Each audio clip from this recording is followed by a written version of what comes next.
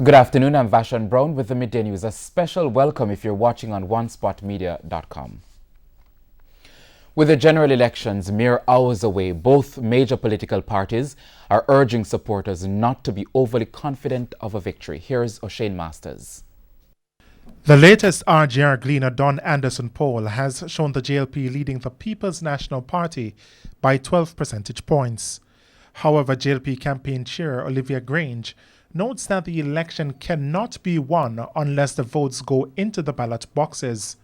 She's urging party supporters to do everything to get out all the votes, especially amid the forecast for bad weather. We don't want complacency and overconfidence creeping in at this last hour. The forecast is that there will be rain on election day. Let's prepare for that. Ensure that you have lots of umbrellas available to assist voters. Ensure that your runners have umbrellas, wheelchairs, etc. to assist the disabled and the elderly. In the more rural areas, ensure that you have vehicles which can handle the hilly terrains and will not struggle on the day. We must get out every single vote to ensure a decisive victory. But despite the warning against being overly confident, Ms. Grange says she wants voters to deliver a crushing defeat to the PNP. We don't want a dibby-dibby victory. We want a crushing victory for the Andrew Holness-led Jamaica Labour Party. We've worked hard for it, and we want you to show Jamaica that we are serious about running the country and taking care of your business.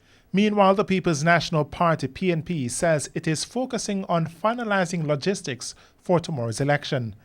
PNP General Secretary Julian Robinson says a lot of the preparation will be focused on ensuring persons can vote safely in light of COVID-19. We're finalizing election day logistics plans, ensuring that all our workers are in place, our transportation arrangements are in place, our food arrangements. In many of the constituencies, we're going to have sanitizers, we're going to have masks to give electors when they come. So really tomorrow is just the final things, putting your kits together for the workers, just ensuring all the arrangements for the logistics are in place for Thursday. Mr. Robinson himself recently tested positive for the coronavirus. O'Shane Masters, TVJ News. Now, the favourability rating of the leader of the Jamaica Labour Party, Andrew Holness, is what Manchester Southern JLP candidate Robin Chin is holding on to for the win in tomorrow's general election. Less than 24 hours to go before the island goes to the polls, but the candidates are making a last-ditch effort to get the support of voters. In Manchester Southern, a farming area, there have been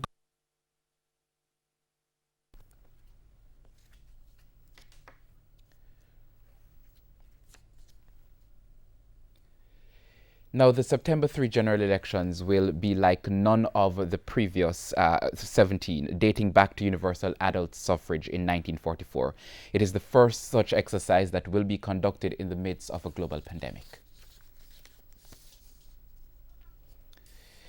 Now, the St. Andrew West rural constituency, and we will go back to that previous story where Robin Chin is banking on the favourability of the leader of the JLP, Andrew Holness. Less than 24 hours to go before the island goes to the polls, but the candidates are making a last-ditch effort to get the support of voters. In Manchester Southern, a farming area, there have been continued calls for roads and water, especially by farmers who have to contend with drought conditions and dust from bauxite mining. The JLP's Robert Chin says though he came into the constituency only days before the JLP's Central Executive meeting in St. James, it's evident that the constituency has been neglected by the PNP's Michael Stewart, a first-time Member of Parliament. He says with the constituency being with the PNP for some 30 years, the woeful lack of resources should not have been an issue, as the PNP was also in charge of government for most of the period. We can't accept that. He has listed roads and water as his main achievements. And I'm here to say, if you're satisfied with the roads that the incumbent have given you, and if you're satisfied with the water supply that he's providing for you, then you can return him into power. But the PNP's Michael Stewart says he has delivered on promises made from 2016, such as getting water to critical areas in the constituency. He says, based on dialogue with Minister without portfolio in the Economic Growth and Job Creation Ministry, Darrell Vaz, water will be delivered to the Victoria Town scheme in the short term. Mr. Stewart says a letter from Minister Vaz pointed out that a contract has been signed and it's only for work to begin to deliver water to that community. In relation to his challenger, Mr. Stewart says though Mr. Chin is not known to the people of Manchester Southern, he'll not be taking anything for granted. Having worked with my predecessor, I believe that our work will show what we have done, and I'm confident of victory going forward. For Mr. Chin, the favourability ratings of the party's leader, Andrew Holness, is what will give him the edge over Mr. Stewart. In the 2016 general election, Michael Stewart received 8,398 votes to the JLP's Hydron Mikulski's 7,222. O'Shane Masters, TVJ News. And we now take a break on the Midday News. More stories right after these messages.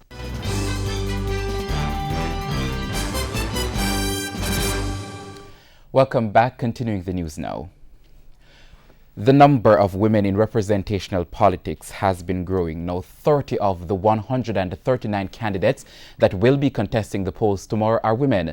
But despite the significant increase, the gender and development practitioner at UWI, Judy Weatherburn, says women are still underrepresented and more needs to be done to further increase the numbers. The underrepresentation of women in elected office has continued to be a subject of debate. In the September 3 general election, Jamaicans will see a significant increase in the number of women contesting at the polls. In 2011, of the 150 candidates, 8 were women. In 2016, that figure climbed to 13 of the 152 candidates, and now there are 30 women contesting seats across the 2 main political parties of the 139 candidates. More women of a professional capacity, because you can also grade the mettle of the women who have entered. It's not no dibby people come into politics. And it's a good sign that women of good standing, women who have made a career and a name in other spaces, see politics as a legitimate and productive space to continue sharing whatever talent and skill they have. While some may see this as a good signal, gender and development advocate at UWI, Judith Weatherburn, says women are still underrepresented. As it is there now, the number of women candidates that have been nominated by both parties is only 23% of the total number of candidates, right? Which really means that women, assuming they all win, women will still be underrepresented as members of parliament. So clearly, that percentage needs to be increased. According to a joint study by the World Bank and the Women in Parliament's Global Forum, women remain significantly underrepresented in elected offices across most developed and developing countries, as well as in senior ministerial posts. Over the years, there have been calls for a fixed gender balance at 50%, but Jamaica is yet to take that step. I think creating a quota internally in a political party is where it's better to start there than to say we have to have X amount in parliament, because if the party's culture does not believe that that is important, you might get some placeholders in there. You might get some candidates who we don't really believe in, but you say we have to give you 50%, so we find the 50 that we can find. So I think the party has to believe it as part of its ethic. Let us work with what the research tells us. Work towards a 30% minimum. As if you want to call something fixed, that should be the target, that we don't settle for less, and see the value of having that work, and then we can move it up to 40%. As long as we continue to include and keep the door open for women who have good intentions and who are forthright, firm, formidable, and will not give in to the pressure of turning into a man in order to fit into what is seen as a man's world, then we will get that unique contribution that only women can bring to the table. Some critics have argued that the women are used as merely placeholders for a particular seat. But both the JLP's Kamina Johnson-Smith and the PNP's Crystal Tomlinson dismissed the thought. These cannot be seen as placeholders. Our candidates are all strong, qualified, and winnable candidates in winnable seats. All of the new women candidates have replaced men in their seats. So it's not logical to say that they are placeholders. They are strong candidates in winnable seats. Some of them are tougher than others, but men are in tough seats too. So I think it's not fair, and it's not actually supported by the evidence. My seat goes against any such assumption. West Rural St. Andrew, except for one election, determines who makes government. So West Rural St. Andrew is not one of those. If we win, we're all right, but if we lose it, we're all right same way. It's a critical seat for anybody who wants to win an election. While there are no minimum requirement for gender in representational politics, there is a 30% minimum requirement for the Senate. I am supportive of a perspective that says there should be a minimum of 30% of either gender to promote recruiting, to press leadership to promote recruiting within the ranks of the parties, because of course it's the parties who generate the leadership that makes the appointment. Prentice Moore, TVJ News. Now, as I said earlier, the September 3 general elections will be like none of the previous 17, dating back to universal adult suffrage in 1944. It is the first such exercise that will be conducted in the midst of an ongoing global pandemic. The St. Andrew West Rural constituency has been a political battlefield ever since it was created in 1959, with the Jamaica Labour Party JLP accounting for 7 victories, while the PNP won the seat 6 times. The seat is being contested by incumbent Juliet Cuthbert-Flynn of the Jamaica Labour Party and the People's National Party's Crystal Tomlinson. For me, I think they see the work that I've been putting in the various divisions. There are 4 divisions in West Rural St. Andrew, and I think safely they can say that they've seen something happening.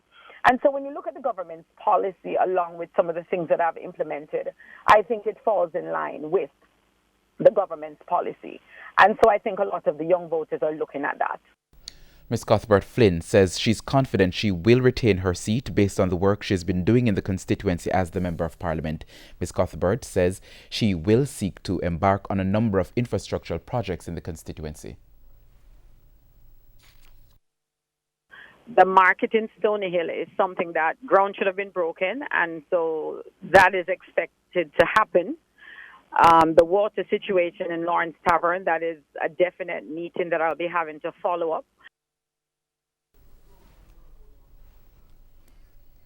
In the meantime, PNP candidate Crystal Tomlinson argues that the constituency lacks growth and development. She says her focus will be to create opportunities for farmers and to establish training facilities. PNP and towards my candidacy is because West Rural St. Andrew has seen for 4 years underperformance, and we can compare term on term. In the election before 2016, there was an MP who, the very road you're on right now, under Portia Simpson Mill administration, built a beautiful long stretch of road in one term. And when you calculate the amount of kilometers of road built under this administration, it don't match up. My primary legislative agenda when I go into Parliament is to work with all MPs who serve along the coffee belt, to work with them to ensure we set a minimum price for coffee below which it will not go. So no matter how anybody gets access to the industry, our coffee farmers do not suffer.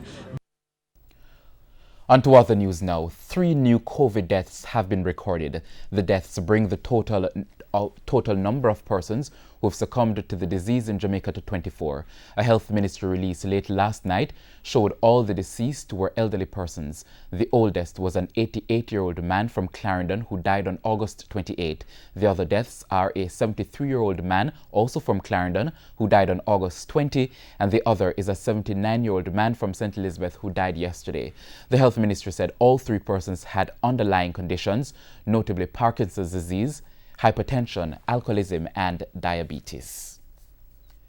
In the meantime, the health ministry said 224 more Jamaicans have tested positive for the coronavirus. The latest cases bring the total for the island since the disease was discovered in March to 2,683. The latest persons to test positive range in age from 2 to 87 years. Most are from the corporate area and St. Catherine. More than half of the total confirmed COVID-19 cases in Jamaica came in the last 2 weeks.